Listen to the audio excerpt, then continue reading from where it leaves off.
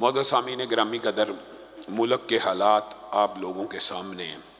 آٹے کے حصول کے لیے جو بنیادی ضرورت کی چیز ہے، لمبی لمبی قطاریں آپ اپنی آنکھوں سے دیکھ رہے ہیں، اور ان قطاروں کے اندر جو مناظر پیش آ رہے ہیں وہ بھی بڑے المناک، جو بھی لفظ کہا جائے اس سے بھی زیادہ المناک ہیں کہ آٹے کی قطار میں لگا بندہ، روٹی کی بھوک میں پڑا بندہ قطار میں لگا ہوا ہے اور لوگوں کے قدموں کے نیچے آ کے مر گیا، روٹی نہ ملی مر گیا۔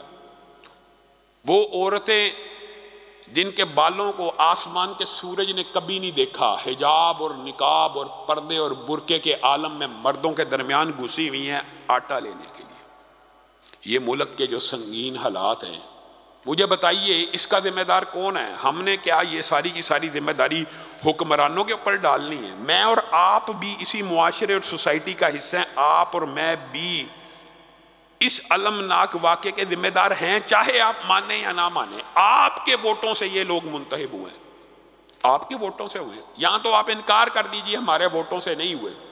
اور پھر حکمرانوں کا جو طرز عمل ہے وہ بڑا قبیح ہے، بڑا عجیب ہے۔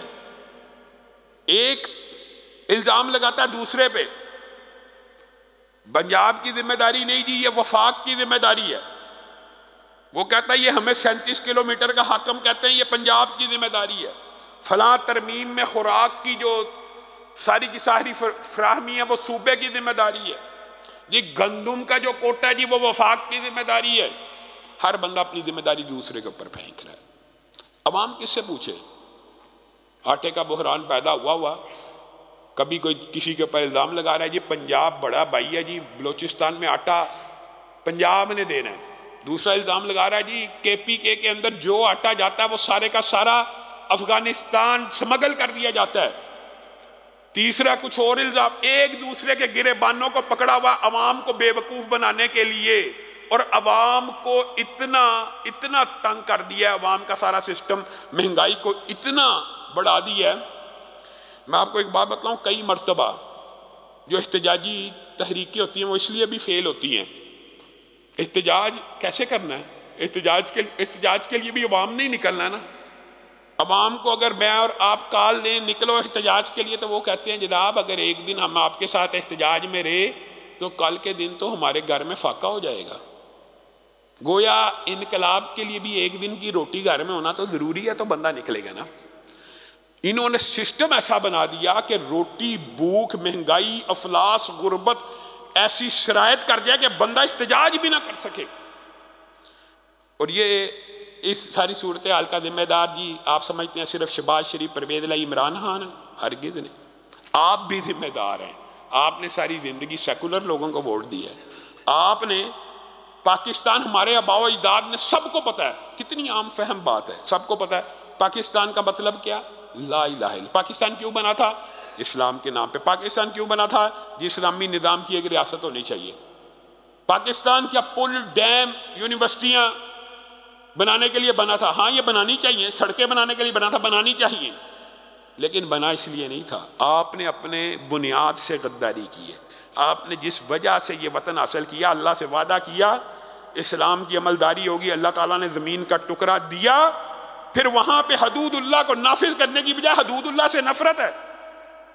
عجب بات ہے کہ قتل کے بدلے میں قتل کی سزا آپ نے دینی ہے، لیکن اس کو شرعی سزا کر کے نہیں دینا تاکہ مغرب ناراض نہ ہو جائے۔ قتل کا بدلہ قتل، پھانسی ہوتی ہے نا پاکستان میں قتل کے بدلے میں۔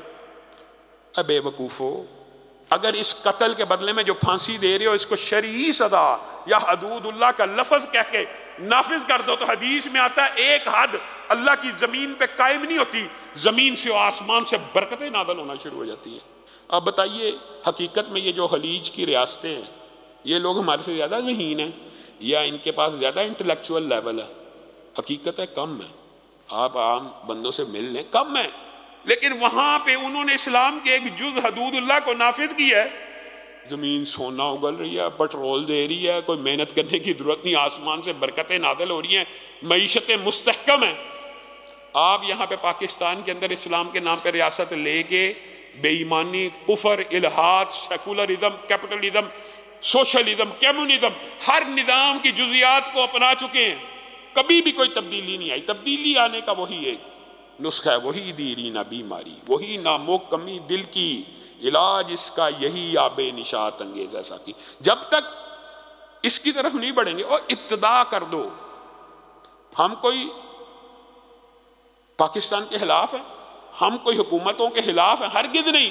ہم تو حکومتوں کے معاون و مددگار ہیں, مشورہ دے رہے ہیں کہ اگر حکومت نہ صحیح, آپ دین کے طلبہ کو اسلامی نظام معیشت کے حوالے سے انگیج کیجئے اور پاکستان کے اندر ابتدا کر دیجئے. ایک تو حدود اللہ, آپ نے جرائم کی سزا دینی ہے, ان کا نام حدود اللہ رکھ دیجئے بس. اور دوسرا, اسلامی نظام معیشت دین کے طلبہ سے سمجھ لیجئے. حکومت نہ دیں لیکن عوام کو بھی تو سمجھ آنی چاہیے. اللہ کی قسم, یہ دین اسلام ایک ایسا فارمولہ اور کلیہ ہے, جب بھی معاشرے کے اوپر اس کا کوئی سسٹم, کوئی جز, کوئی نظام لاگو ہوگا, بدلے میں رزلٹ سیم ہوگا. ہمیشہ 1400 سال پہلے جو رزلٹ نکلا معیشت کی ترقی کا, آج بھی یہ نظام آئے گا, معیشت ترقی کرے گی. جزیات نافذ ہیں تو معیشت ترقی کاری ہے. اگر کل نافذ ہو جائے, شرم آتی ہے کہتے ہوئے.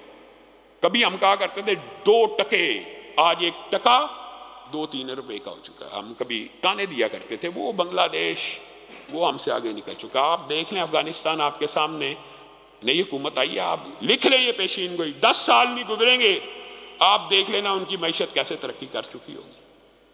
آپ نے کبھی بھی اس چیز کے اوپر غور نہیں کیا. آپ لوگوں نے بھی, آپ نے ووٹ پھر عمران خان کو دینا ہے, آپ نے ووٹ پھر نواز شریف ہی کو دینا ہے.